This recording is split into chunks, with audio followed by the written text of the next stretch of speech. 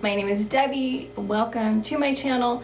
There's been a lot of changes and a lot's been going on, and I'm trying to decide if I want to do any more YouTube videos, and I think there's sort of twofold, kind of like where I want to go from here, and I also want to kind of talk about me and why I've gotten into this. Why do I care if there's a photograph of Joseph Smith, and why do I think it's important?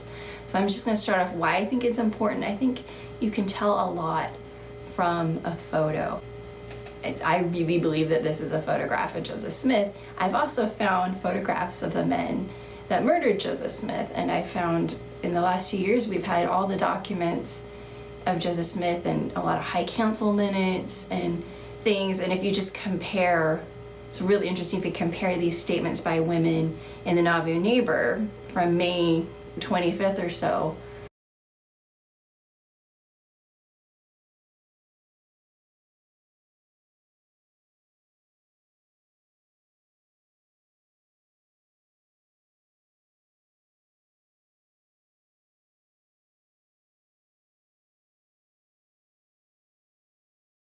Of 1844 and compare it to all these statements of women against Chauncey Higbee, who, I'll kind of explain what he did, but he did not treat women well. He lived this thing called spiritual wife where there was like no commitment, things like that, and their whole statements.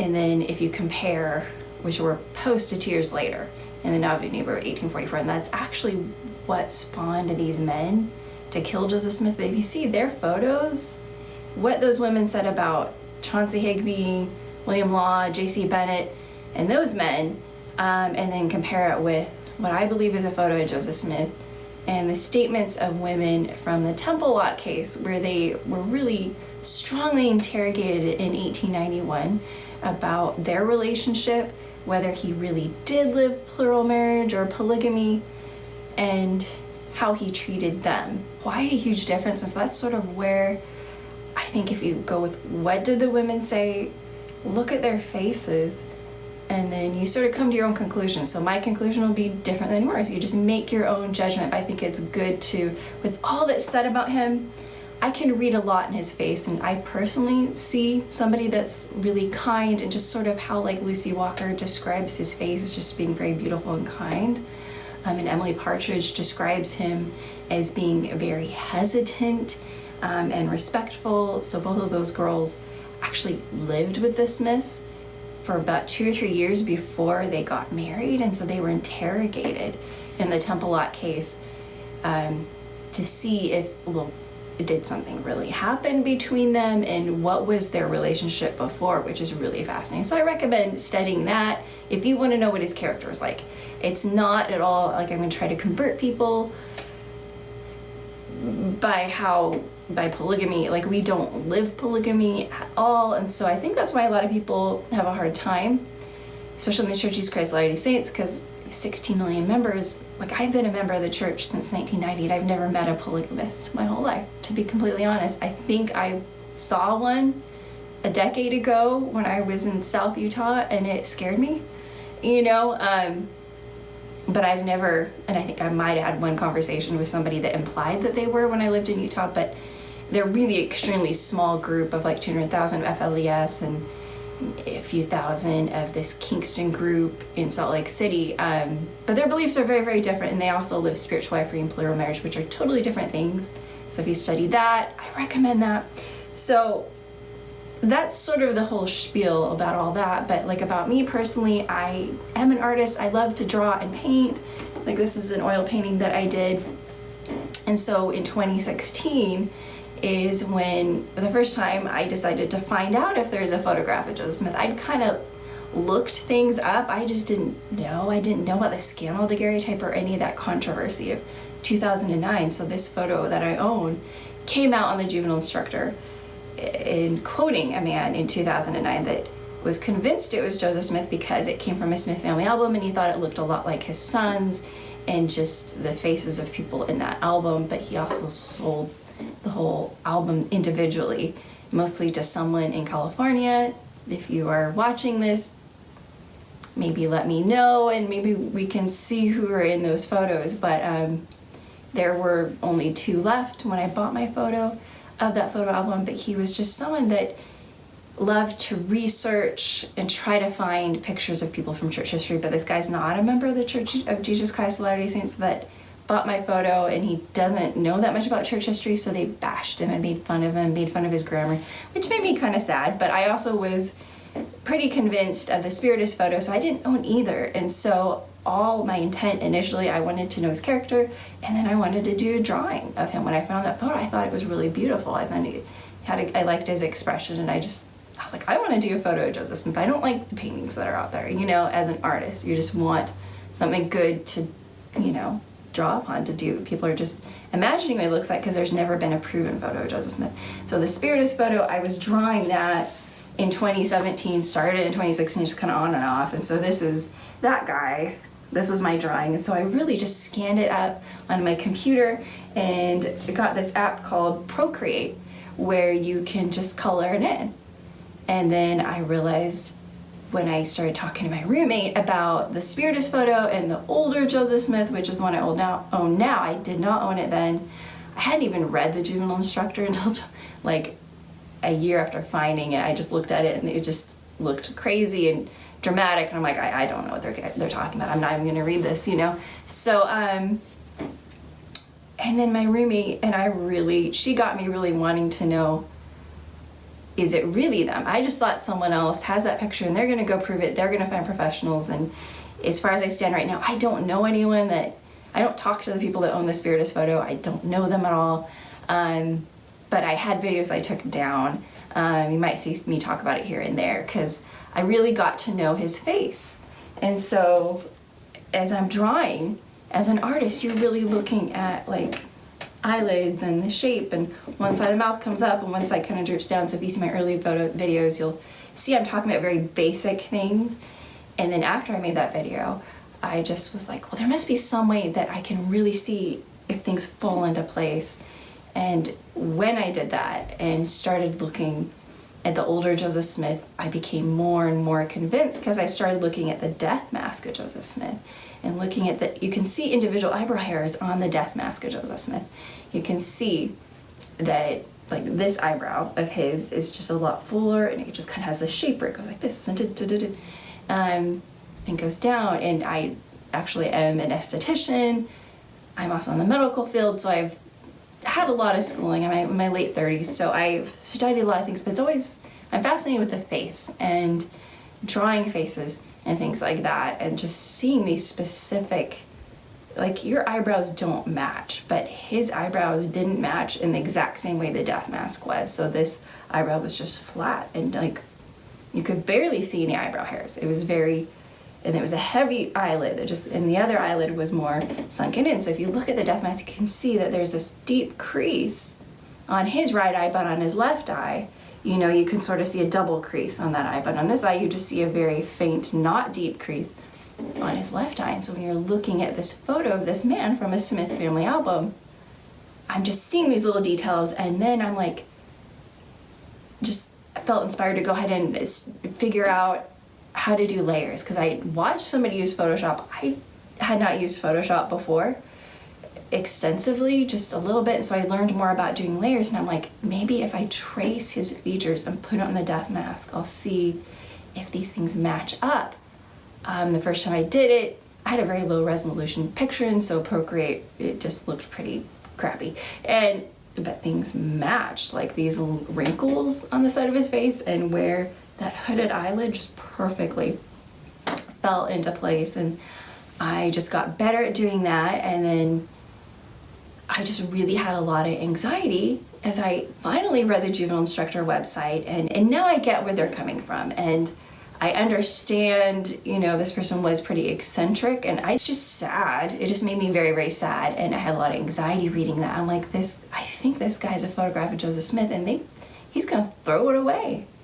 Let's not let this guy throw it away. And they did convince him that it couldn't be him. Like, it had to be a daguerreotype, and they just didn't think it looked like, they didn't say that, but I know people, their biggest argument doesn't look like the RLDS painting, which doesn't match. If you watch my other videos, David Rogers possibly did that one. There's also another one that looks totally different than that. Shows him with a different hairstyle.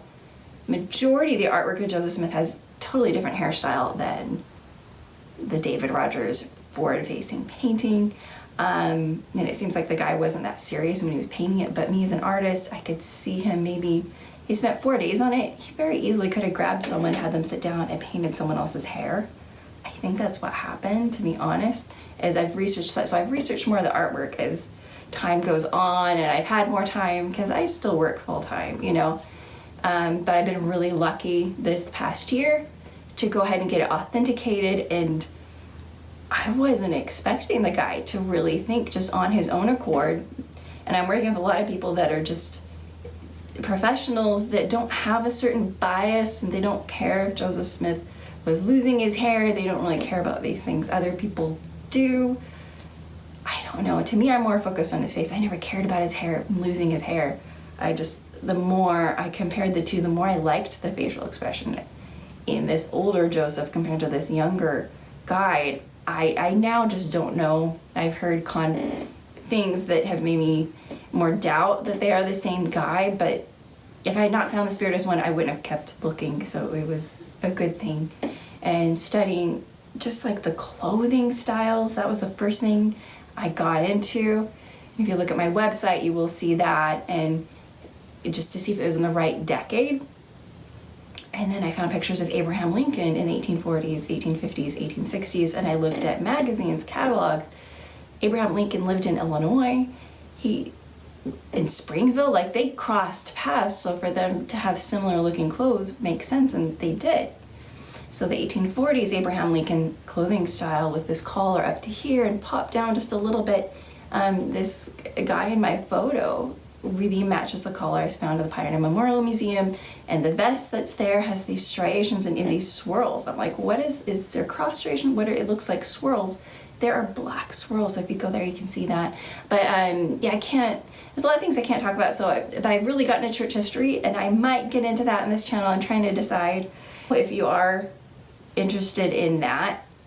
I recommend just going for it. I don't think there's anything wrong. I don't think you're gonna I found more good things about Joseph Smith as I've studied things. If you read the full accounts of what women said about him, I don't believe he was a sexual predator. I think if he was, and Emily Partridge describes living with him for years before he even proposes, and his whole process of proposing is months of saying, I have to ask you something, and then running away. And then literally they're standing there, they have the longest conversation they have, and he's like, okay, this is really serious, and these men that are living spiritual wifery that he's already excommunicated for sexually assaulting women want to kill him already. And he knows if they find out that believes that God is telling him to live plural marriage, which was commitment, being committed to a woman, and the whole point was to have more children and to have more of a righteous posterity, that he just literally looks at her and she's like, I'm kind of afraid. He's like, are you afraid? Do you want me to stop talking? And she's like, yeah.